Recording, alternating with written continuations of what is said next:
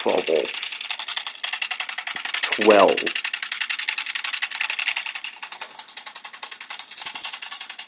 Gigantic heatsink. That little tiny transistor gets real warm. And it's encased in glue for strength.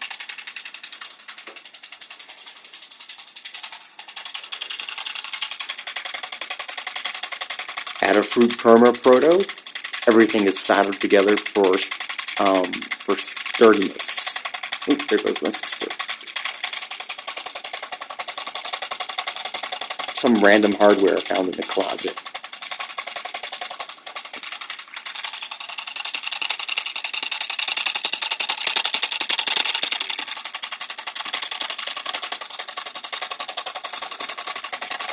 One or two wires just go under the board because that was convenient.